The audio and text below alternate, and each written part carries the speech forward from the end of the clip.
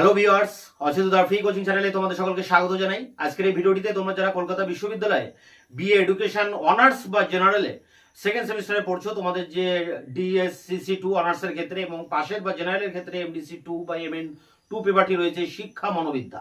এই প্রশ্ন পেপারটির একটি গুরুত্বপূর্ণ প্রশ্ন শিক্ষা মনোবিজ্ঞানের পরিধি। এই শিক্ষা মনোবিজ্ঞানের পরিধি নিয়ে বিস্তারিত আলোচনা করব এবং আলোচনা শেষে উত্তরটি তোমাদের সামনে আমি তুলে ধরবো।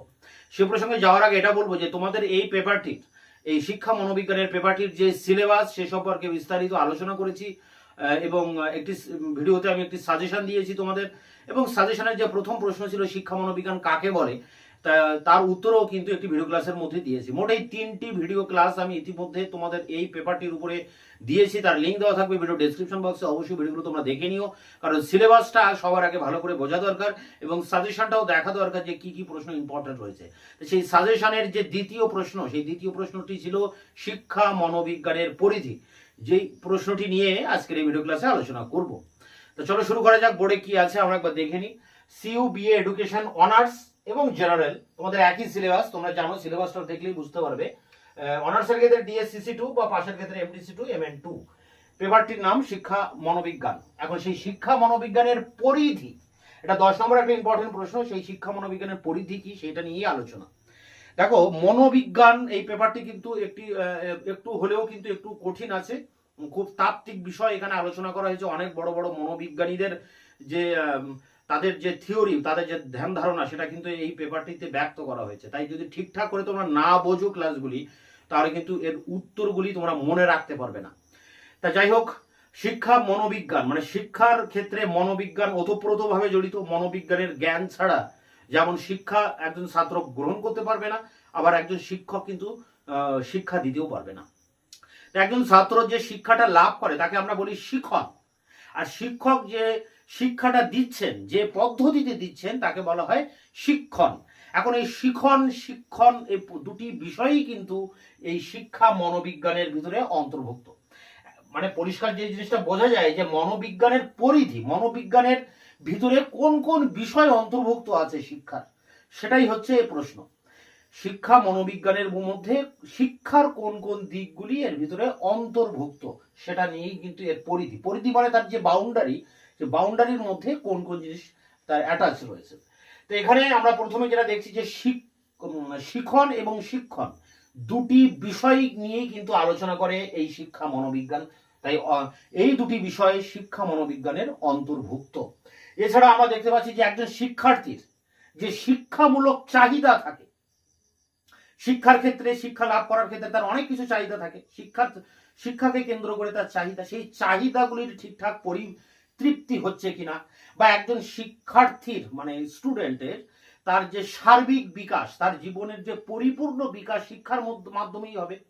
তো এই সব কিছু নিয়ে কিন্তু গবেষণা বা আলোচনা হয় এই শিক্ষা মনোবিজ্ঞানের ভিতরে। তো এগুলি সবই শিক্ষা মনোবিজ্ঞানের অন্তর্ভুক্ত। এখন শিক্ষা মনোবিজ্ঞানের মধ্যে কোন কোন বিষয় অন্তর্ভুক্ত সেটা আমরা কিন্তু কয়েকটা পয়েন্টের ভিতর দিয়ে আলোচনা করব। দেখো, আধুনিক শিক্ষা মনোবিজ্ঞানের পরিধি, এটা আমাদের পয়েন্টস থাকলো।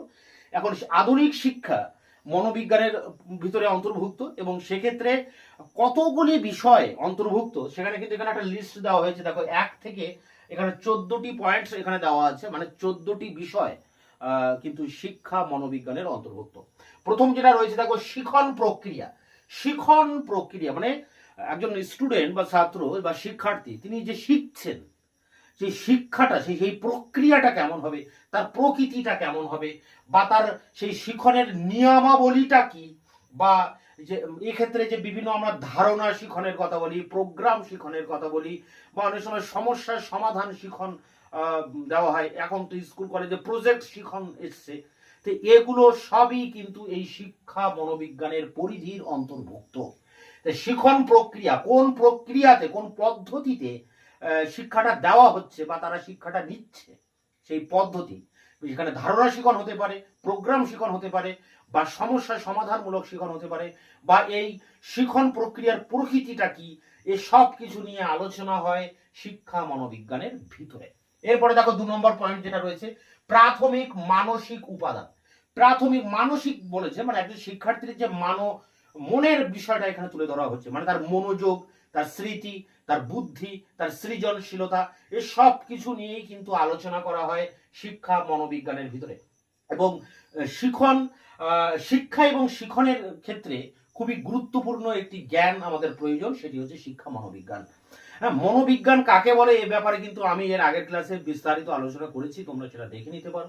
তাহলে তোমাদের একটা ধারণা তৈরি হবে যে মনোবিজ্ঞান বিষয়টা কি। মনের বিজ্ঞান বা চেতনার বিজ্ঞান বা অনুভূতির বিজ্ঞানকে আমরা বলছি মনোবিজ্ঞান। তা যাই হোক, এরপরে দেখো দ্বিতীয় পয়েন্ট যেটা বলা, তৃতীয়, বিকাশের ধারা।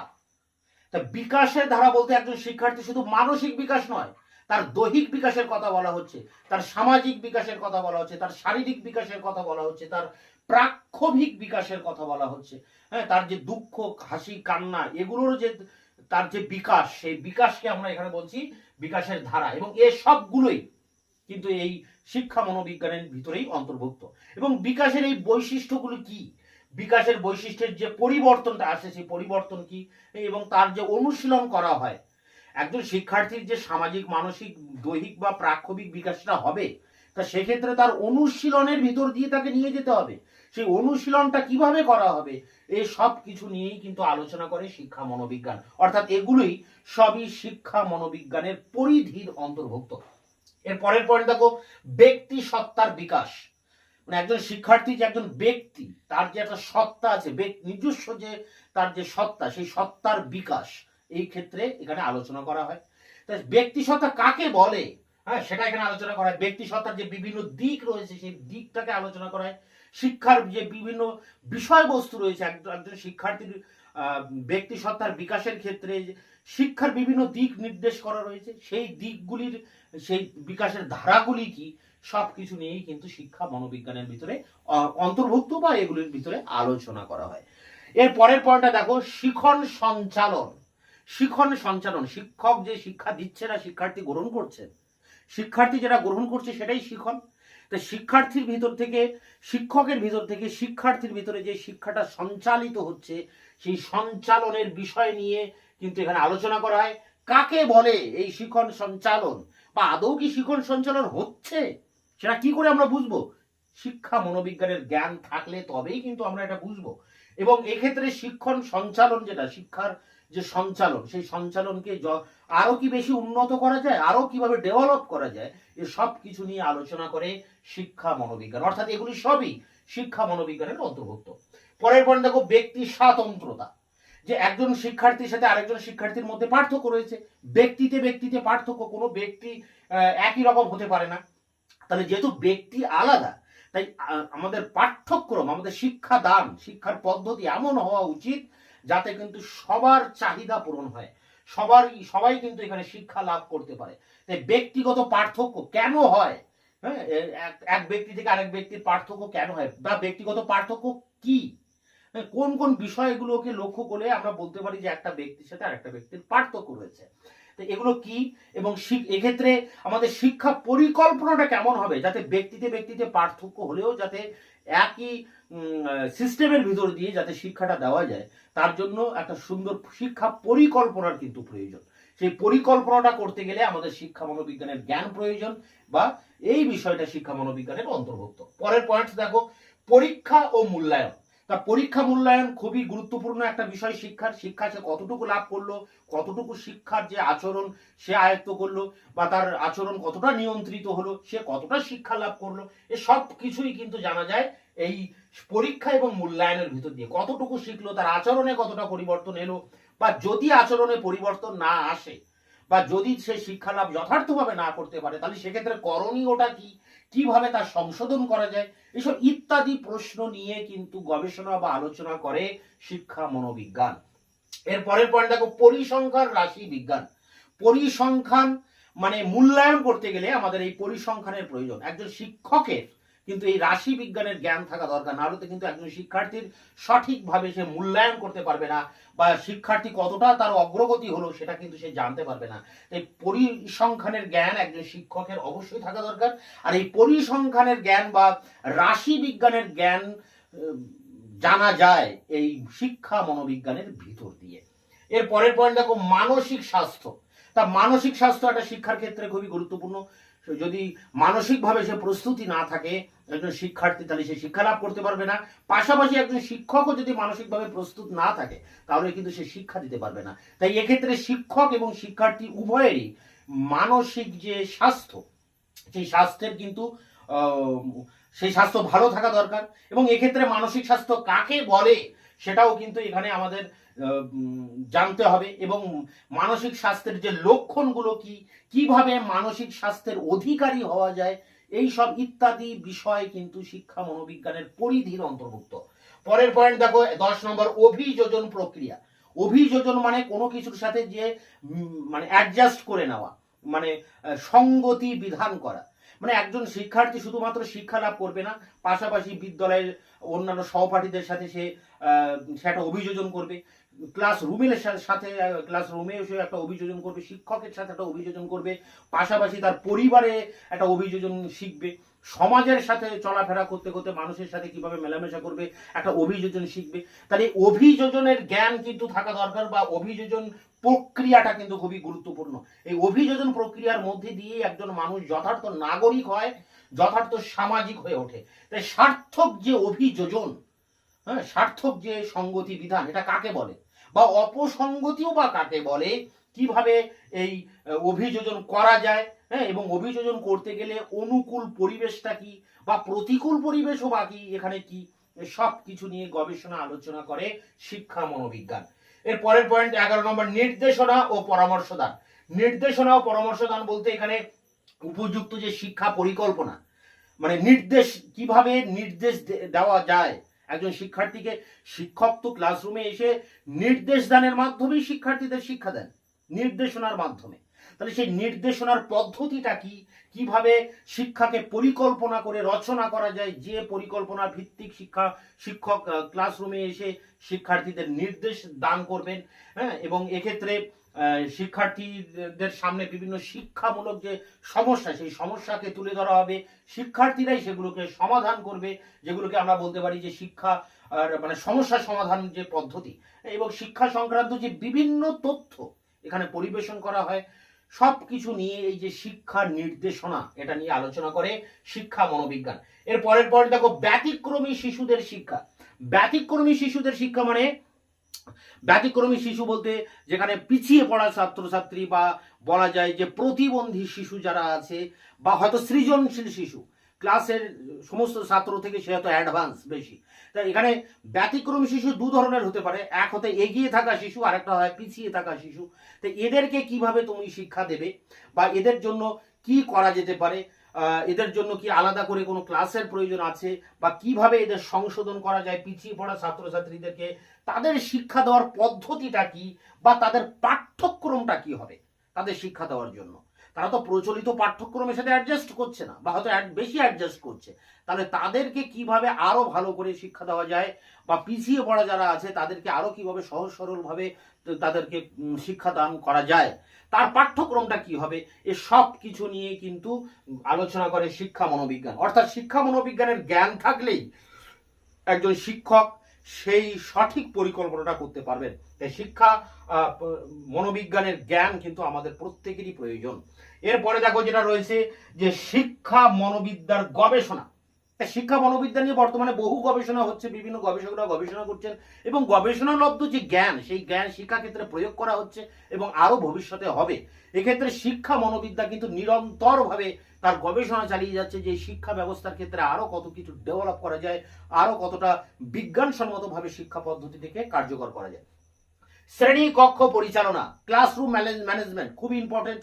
একজন শিক্ষক শিক্ষা দান করতে গেলে তার প্রথমে যেটা প্রয়োজন, ক্লাসরুম কন্ট্রোল করা। এক্ষেত্রে শিক্ষার্থীদেরকে নিয়ন্ত্রণ করা, বা শ্রেণীকক্ষের যে শৃঙ্খলা, সেই শৃঙ্খলা ফিরিয়ে আনা, বা শৃঙ্খলাকে রক্ষা করা। এবং এক্ষেত্রে শ্রেণীকক্ষ পরিচালনা করতে গেলে এটা একটা বড় প্রশ্নও হয় শ্রেণীকক্ষ ম্যানেজমেন্টের উপরে। শ্রেণীকক্ষ পরিচালনা করার ক্ষেত্রে যেমন শিক্ষক সজাগ থাকবে, তেমনি শিক্ষার্থীও কিন্তু সজাগ থাকবেন। আর শ্রেণীকক্ষ পরিচালনা করতে গেলে বিজ্ঞানসম্মতভাবেই একজন শিক্ষক সেই শ্রেণীকক্ষ পরিচালনা করতে পারেন। বা শিক্ষকের যদি শ্রেণীকক্ষ পরিচালনা করার ক্ষেত্রে মনোবিজ্ঞানসম্মত জ্ঞান না থাকে, তাহলে কিন্তু তিনি শ্রেণীকক্ষ পরিচালনা করতে পারবেন না। এবং এটা কিন্তু একটি খুবই গুরুত্বপূর্ণ এবং ভাইটাল বিষয়, যে যে জায়গায় থেকে এই শিক্ষণ প্রক্রিয়াটা চলে, যে শ্রেণীকক্ষ, সেই শ্রেণীকক্ষকে মেনটেন করতে গেলে মনোবিজ্ঞানের জ্ঞান একজন শিক্ষকের অবশ্যই থাকা প্রয়োজন। তা না হলে কখনোই শ্রেণীকক্ষ পরিচালনা করা যাবে না সঠিকভাবে, এবং শিক্ষার যে উদ্দেশ্যটা বা লক্ষ্য সেটা কিন্তু কার্যকরী হবে না। শিক্ষা মনোবিজ্ঞানের জ্ঞান এক্ষেত্রে একজন শিক্ষকের রাখতে হয়। তাই এই ছিল শিক্ষা মনোবিজ্ঞানের যে পরিধি, সেই পরিধির ভিতরে কোন কোন বিষয়গুলো অন্তর্ভুক্ত রয়েছে। এখানে যে আমি 14টা পয়েন্টের কথা বললাম, এই 14টা পয়েন্ট ধরেই কিন্তু এর উত্তরটা তোমাদেরকে লিখতে হয়। তো এর যে উত্তরটি আছে প্রপার 10 নম্বরের যে 500 ওয়ার্ডের যে উত্তরটি, এই 14টা পয়েন্টের উপর বেস করে সেই পয়েন্ট ধরে তার যে ডিসকাস এবং তার যে উত্তর, প্রপার উত্তর, সেই উত্তরটি নিয়ে আমি এবার অন স্ক্রিনে আলোচনা করব। BA education honours general second semester DSCC2 MDC2। প্রশ্নটি হচ্ছে শিক্ষা মনোবিজ্ঞানের পরিধি আলোচনা করো, write a scope of education psychology. প্রশ্ন মান 10। উত্তরটি এইভাবে লিখবে, শিক্ষা মনোবিজ্ঞান মূলত শিক্ষণ নিয়ে আলোচনা করে। শিক্ষার্থীর শিক্ষামূলক চাহিদার পরিতৃপ্তি ঘটানো এবং তার ব্যক্তিসত্তার পরিপূর্ণ বিকাশ ঘটানো শিক্ষা মনোবিজ্ঞানের গুরুত্বপূর্ণ উদ্দেশ্য। এই উদ্দেশ্য পূরণের জন্য শিক্ষা মনোবিজ্ঞানের যেসব বিষয় আলোচনা করার প্রয়োজন তাই হলো শিক্ষা মনোবিজ্ঞানের পরিধি। আধুনিক শিক্ষা মনোবিজ্ঞানের পরিধি বা বিষয়বস্তু সমূহ নিচে আলোচনা করা হলো। এখানে দেখো যে পয়েন্টগুলোর ভিতর দিয়ে এই বিষয়টা তুলে ধরা হচ্ছে। প্রথম পয়েন্ট, শিখন প্রক্রিয়া। শিখন প্রক্রিয়ার প্রকৃতি, শিখনের নিয়মাবলী, শিখনের প্রেরণার ভূমিকা, বিভিন্ন প্রকারের শিখন যেমন তথ্য শিখন, ধারণা শিখন, সমস্যা সমাধান শিখন, শিখনের তত্ত্ব ইত্যাদি শিক্ষা মনোবিজ্ঞানে আলোচিত হয়। পরের পয়েন্ট দেখো 2 নম্বর, প্রাথমিক মানসিক উপাদান। প্রাথমিক মানসিক উপাদান যেমন মনোযোগ, স্মৃতি, বুদ্ধি, সৃজনশীলতা ইত্যাদি যা শিক্ষা ও শিখনে বিশেষ প্রয়োজনীয় সে সম্পর্কে আলোচনা শিক্ষা মনোবিদ্যার অন্তর্ভুক্ত। 3 নম্বর পরিধির ভিতরে 3 নম্বর পয়েন্ট হচ্ছে বিকাশের ধারা। বয়স বৃদ্ধির সঙ্গে সঙ্গে শিক্ষার্থীর যে দৈহিক, মানসিক ও সামাজিক ও প্রাক্ষবিক বৈশিষ্ট্যের পরিবর্তন ঘটে তার অনুশীলন, অর্থাৎ বিকাশের ধারা আলোচনা, শিক্ষার উপর তার প্রভাব, বিকাশের ক্ষেত্রে কি কি করণীয় ইত্যাদি সবই শিক্ষাশ্রয়ী মনোবিজ্ঞানের বিষয়বস্তু। 4 নম্বর পয়েন্ট, ব্যক্তিসত্তার বিকাশ। ব্যক্তিসত্তা কাকে বলে? ব্যক্তিসত্তা বিকাশের বিভিন্ন দিকগুলি পর্যালোচনা করে তার সঙ্গে সামঞ্জস্য রেখে শিক্ষার বিষয়বস্তুকে সুনির্বাচিত করা শিক্ষা মনোবিজ্ঞানের কাজ। 5 নম্বর পয়েন্ট, শিখন সঞ্চালন। শিখন সঞ্চালন কাকে বলে? আদৌ শিখন সঞ্চালন ঘটে কিনা, ঘটলে তার ব্যাখ্যা কি, কিভাবে শিখন সঞ্চালনে উৎকর্ষ ঘটানো যায় তারও আলোচনা শিক্ষা মনোবিজ্ঞানের অন্তর্ভুক্ত। পরের পয়েন্ট, ব্যক্তি স্বাতন্ত্র্য। প্রাকৃতিক নিয়মে ব্যক্তিতে পার্থক্য লক্ষ্য করা যায়। এই পার্থক্যকে ভিত্তি করে শিক্ষার বিভিন্ন দিকগুলি বিবেচনা করা প্রয়োজন, যেমন পাঠ্যক্রম, পাঠদান, মূল্যায়ন ইত্যাদি। ব্যক্তিগত পার্থক্য দূর করা নয়, ব্যক্তিগত বৈষম্যকে ভিত্তি করে ব্যক্তির বিকাশ ঘটানোরই গণতান্ত্রিক শিক্ষার লক্ষ্য। কাজে ব্যক্তিগত পার্থক্য কি, ব্যক্তিগত পার্থক্য কেন হয়, ব্যক্তিগত পার্থক্যকে ভিত্তি করে শিক্ষা কিভাবে পরিকল্পিত হবে ইত্যাদি শিক্ষা মনোবিজ্ঞানের অন্তর্ভুক্ত। পরের পয়েন্ট দেখো, পরীক্ষা ও মূল্যায়ন। পরীক্ষা ও মূল্যায়ন শিক্ষা প্রক্রিয়ার একটি গুরুত্বপূর্ণ স্তর। শিক্ষার্থী কতটুকু শিখলো, তার মধ্যে প্রত্যাশিত আচরণের পরিবর্তন কতটুকু ঘটলো, যদি না ঘটে তার কারণ কি, কিভাবে সংশোধন করা যায়, সবই শিক্ষা মনোবিদ্যার আলোচ্য বিষয়। মূল্যায়ন কেবল জ্ঞান অর্জনে সীমাবদ্ধ নয়, ব্যক্তির বিভিন্ন দিকের বিকাশের সার্বিক মূল্যায়ন যা আধুনিক শিক্ষা বিজ্ঞানের দৃষ্টিভঙ্গি তার আলোচনা শিক্ষা মনোবিজ্ঞানের অন্তর্ভুক্ত। 8 নম্বর পয়েন্ট, পরিসংখ্যান রাশি বিজ্ঞান। মানে যা পরিসংখ্যান তাই কিন্তু রাশি বিজ্ঞান। বর্তমান বিজ্ঞানের সর্বক্ষেত্রে পরিসংখ্যানের ব্যবহার হচ্ছে। শিক্ষা বিজ্ঞানের রাশি বিজ্ঞানের প্রয়োগ ব্যতীত শিক্ষার্থীর অগ্রগতির সঠিক মূল্যায়ন সম্ভব নয়।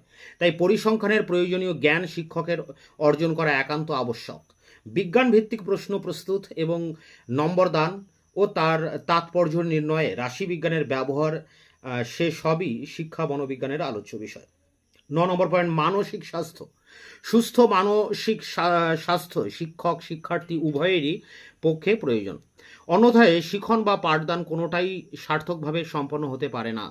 মানসিক স্বাস্থ্য কি, মানসিক সুস্বাস্থ্যের লক্ষণগুলি কি, কিভাবে সুস্থ মানসিক স্বাস্থ্যের অধিকারী হওয়া যায়, তা সবই শিক্ষা মনোবিদ্যায় আলোচিত হয়। শিক্ষার্থীরা শ্রেণীকক্ষে বা বাইরে ছোটোখাটো অপরাধ করে থাকে।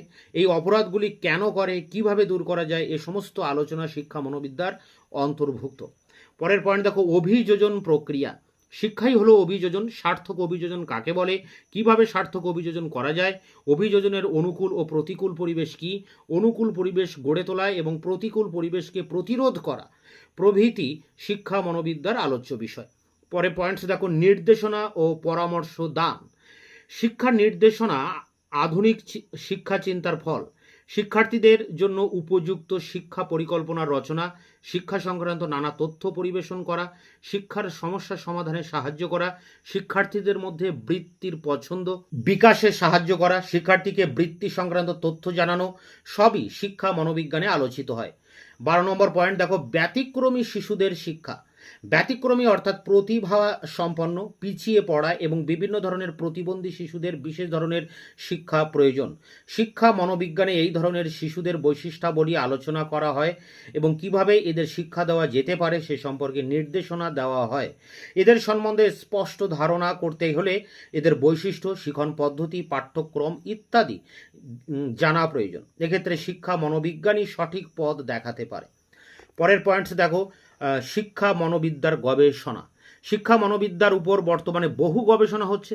এই গবেষণার ফল প্রয়োজন মতো শিক্ষাক্ষেত্রে প্রয়োগ করে শিক্ষা ব্যবস্থার উন্নতি ঘটানো যেতে পারে। তাই শিক্ষা মনোবিদ্যার উপর গুরুত্বপূর্ণ গবেষণা ও তার ফল শিক্ষা মনোবিদ্যায় আলোচিত হয়। এবং শেষ পয়েন্টস দেখো, শ্রেণীকক্ষের পরিচালনা। শ্রেণীকক্ষ পরিচালনার ক্ষেত্রে শিক্ষকের ভূমিকা অত্যন্ত গুরুত্বপূর্ণ। পরিচালনার ক্ষেত্রে শিক্ষক ও শিক্ষার্থী উভয়ই সজাগ থাকা প্রয়োজন। শিক্ষার্থীদের আচরণ নিয়ন্ত্রণ ও শৃঙ্খলা রক্ষার দায়িত্ব শিক্ষকের। এই বিষয়গুলিতে যথাযথ ধারণা না থাকলে একজন শিক্ষক যত বড় পণ্ডিতই হন না কেন, তিনি শিক্ষার্থীদের প্রকৃত শিক্ষা দিতে ব্যর্থ হবেন। সুতরাং শ্রেণীকক্ষের পরিচালনাও শিক্ষা বিজ্ঞানের অন্তর্ভুক্ত। আর এ বিষয়ে শিক্ষা মনোবিজ্ঞানের ভূমিকা গুরুত্বপূর্ণ। এরপরে দেখো, একটা উপসংহার দেওয়া আছে। সুতরাং শিক্ষা মনোবিজ্ঞান শিক্ষার্থী ও শিক্ষককে বিভিন্নভাবে সাহায্য করে। শিক্ষা মনোবিজ্ঞানের বিভিন্ন তথ্য সিদ্ধান্ত বিজ্ঞান ভিত্তিক এবং মনোবিজ্ঞানের উপর ভিত্তি করে শিক্ষা ব্যবস্থা পরিচালনা করলে শিক্ষা স্বয়ংসম্পূর্ণ হয়ে উঠতে পারবে। সুতরাং শিক্ষা মনোবিজ্ঞান বর্তমানে শুধু একটি বিষয় নয়, এটি বিজ্ঞানের শাখা হিসেবে অন্যান্য বিজ্ঞানের বিষয়ের মতোই অত্যন্ত গুরুত্বপূর্ণ। এই ছিল শিক্ষা মনোবিজ্ঞানের পরিধি। এই নোটসটাকে তোমরা কালেক্ট করে পরীক্ষার জন্য প্রস্তুতি নাও। এটা কিন্তু ইম্পর্টেন্ট প্রশ্ন। তোমাদের সাজেশনের অন্যান্য বাকি প্রশ্ন নিয়ে আগামীতে আবার ভিডিও ক্লাসে তোমাদের সামনে এনে হাজির করবো। ততক্ষণে তোমরা চ্যানেলকে সাবস্ক্রাইব করে বন্ধুদের কাছে শেয়ার করবে, নিজেদের মতামত কমেন্ট সেকশনে কমেন্ট করে জানাবে এবং ভিডিওটি ভালো লাগলে অবশ্যই লাইক করবে।